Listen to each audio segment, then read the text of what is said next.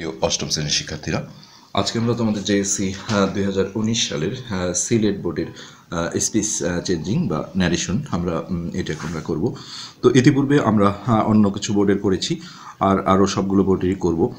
আর এই passage narration ভালো পারতে গেলে তোমাদের আসলে ডিটাচ সেন্টেন্স, যেটা প্যাসেজ ছাড়া, এটা ভালো পারতে হবে। তো আমি এই ভিডিওর ডেসক্রিপশন বক্সে আমার লিঙ্কগুলো দিয়ে দেবো। Assertive, interrogative, imperative, optative, exclamatory, এই 5টা সেন্টেন্সেরই ন্যারেশন আমি আলাদা আলাদাভাবে শিখিয়েছি। তোমাদের যাদের সমস্যা আছে তারা সেই ভিডিওগুলো দেখে আসতে পারো। তো প্রথমে এই বাক্যটা ছিল গুড মর্নিং ইমন। হ্যাঁ, আগে বুঝতে হবে কার সাথে কার কথা হচ্ছে। Why did you miss the most important class on the rules of the passage narration yesterday. অনেক বড় বাক্য। তো সেইড দ্য টিচার। তো এখানে এসে আমরা বুঝলাম যে ইমন নামে একজন আর টিচার, এই দুজনের কথা হচ্ছে। সো গুড মর্নিং থাকলে যেটা করতে হয়, তো এটা কিন্তু টিচারের কথা। টিচার ইমনকে বলতেছিল যে গুড মর্নিং ইমন, হ্যাঁ তুমি কেন গতকাল প্যাসেজ ন্যারেশনের উপর গুরুত্বপূর্ণ ক্লাসটা মিস করেছিলে গতকাল। তাহলে আমরা এখান থেকে ধরবো দ্য টিচার। প্রশ্নবোধক বাক্যে আমরা আক্সড রিপোর্টিং ভার্বটা সেইড থেকে আক্সড করে দিই। তো দ্য টিচার কিন্তু আগে আক্সড দেওয়া যাবে না, এই যে গুড মর্নিং আছে এটার একটা কাজ করতে হবে। তাহলে দ্য টিচার উইশ দিয়ে করতে হয়, উইশড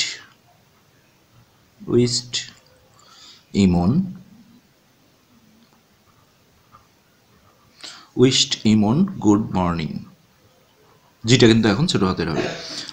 তাহলে the teacher wished Emon good morning. আর এই জায়গাটা দুইটাভাবে করা যায়, একটা হলো গুড মর্নিংটা আগে দিয়ে, আর একটা হলো পরে দিয়ে। আমি যেমন পরে দিলাম, যদি আমরা আগে দিই তাহলে এরকম হবে the teacher wished good morning, এখানে তখন টু দিতে হয়, টু ইমন। আর যদি নামটা আগে দাও তাহলে আর টুটা লাগে না। The teacher wished Emon good morning. তো এটা আমরা ফুল স্টপ না দিই, তারপরেই কোয়েশ্চেনটা করেছে and asked him।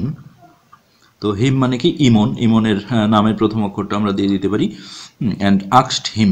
তো ডাব্লিউএস ওয়ার্ড থাকলে যে ডাব্লিউএস থাকে সেটাই বসে, অর্থাৎ হোয়াই বসবে। আর এখানে আমরা আগেও বলেছি যে ইফ আসুক, ডাব্লিউএস ওয়ার্ড ছাড়া হলে ইফ আসতো। ইফ আসুক আর ডাব্লিউএস ওয়ার্ড আসুক, সবসময় আগে সাবজেক্ট দিবা, তারপরে অক্সিলারি ভার্ব দিবা। তো ডিড থাকলে এটা পাস্ট ইনডিফিনিট টেন্স। তো ন্যারেশনের ক্ষেত্রে আমাকে পাস্ট পারফেক্ট টেন্স করতে হবে।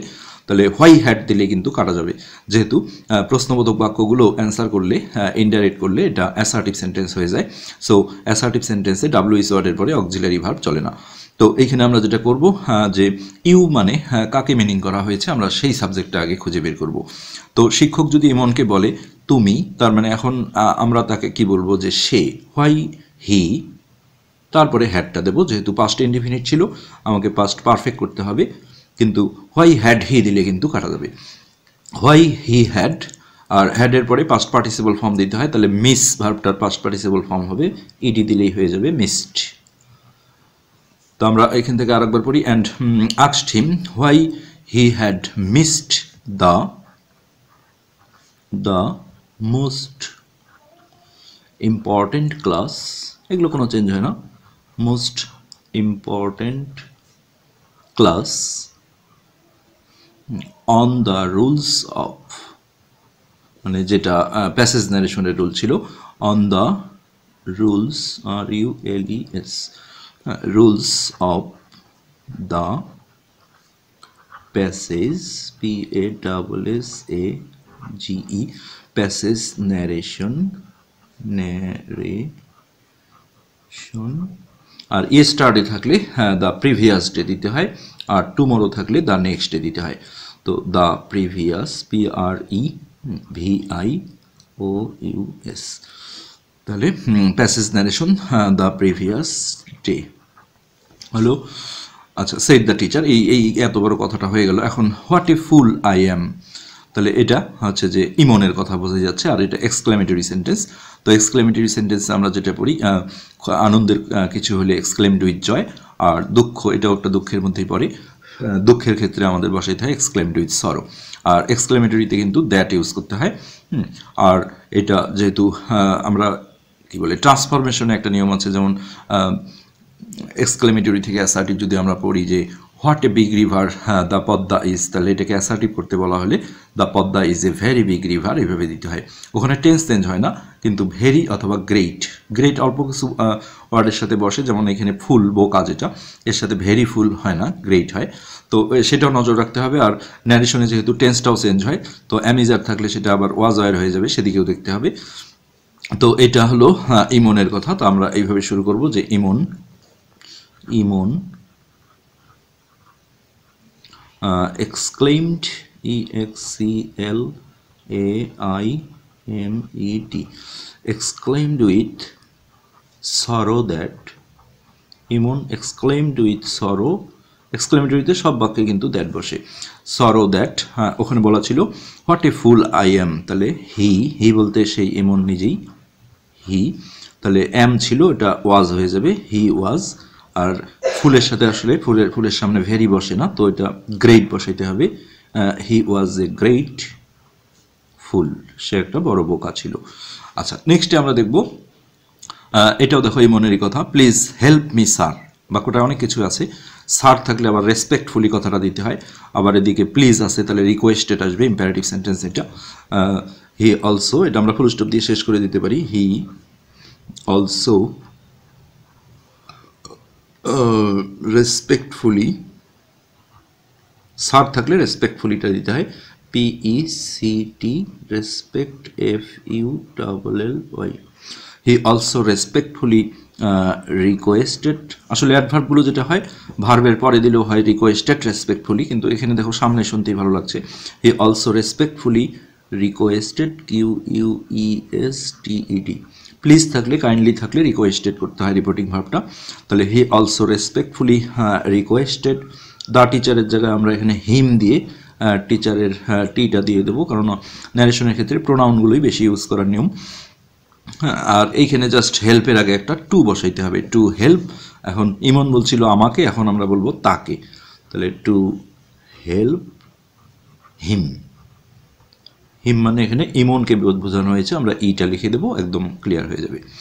আচ্ছা, তারপরে আছে don't miss the class and let us discuss the topic, said the teacher, এটা স্যারের কথা, এটাও ইম্পারেটিভ সেন্টেন্স, যেহেতু ডু নট দিয়ে শুরু হয়েছে তাহলে এটা নট টু করে দিতে হয়। আর আদেশ উপদেশ অনুরোধ কী ধরনের বাক্য সেটা আমরা বুঝে নিয়ে করবো। হ্যাঁ, কেউ যদি এখানে অর্ডার দেয়, এগুলো আসলে সূক্ষ্ম জিনিস, এগুলো ভুল ধরা যায় না।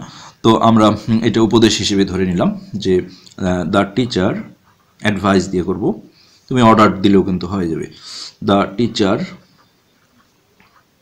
টিচার, শুধু প্লিজ কাইন্ডলি থাকলে রিকোয়েস্টেড, এই জিনিসটা মাথায় রাখতে হবে। দ্য টিচার অ্যাডভাইসড, অ্যাডভাইস বানান দুই রকম আছে, একটা হলো লাস্টে এসি আর একটা সিই, সিই দিলে কিন্তু নাউন হয়ে যায়, কিন্তু আমাদের এখানে যেহেতু ভার্ব তাহলে এসি হবে।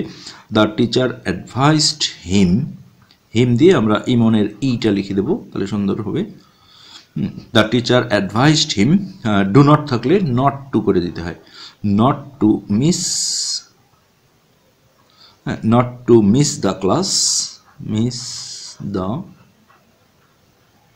class, and এখন এখানে আবার দেখো আরেকটা ইম্পারেটিভ আছে লেটাস যুক্ত, তো লেটাসের ক্ষেত্রে প্রপোজড দিতে হয়, প্রপোজড দিতে হয়, আর হচ্ছে যে দ্যাটও থাকে এখানে, অ্যান্ড আমরা এইভাবে করি, অ্যান্ড হি অলসো, হি বলতে টিচার, হি অলসো প্রপোজড, আর প্রপোজডের সাথে কিন্তু টুটা থাকে, proposed, he also proposed to him, propose মানে কি প্রস্তাব দেওয়া, লেটাস থাকলে আমরা প্রপোজ দিই, লেটাস ছাড়া হলে টোল্ড দিয়ে করা যায়, প্রপোজড টু হিম দ্যাট,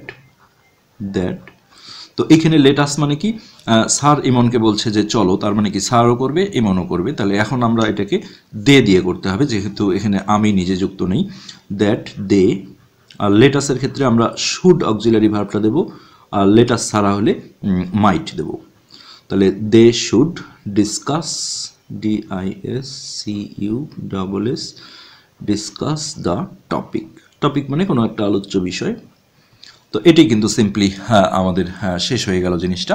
তো আমরা আজকে যেটা করলাম সেটা হলো সিলেট বোর্ড 2019 সালের JSCর স্পিচ চেঞ্জিং। তোমরা আশা করি সাথে থাকবে, আর যারা চ্যানেলটা সাবস্ক্রাইব করোনি তাদেরকে রিকোয়েস্ট করবো সাবস্ক্রাইব করতে। আজকে পর্যন্তই, ধন্যবাদ।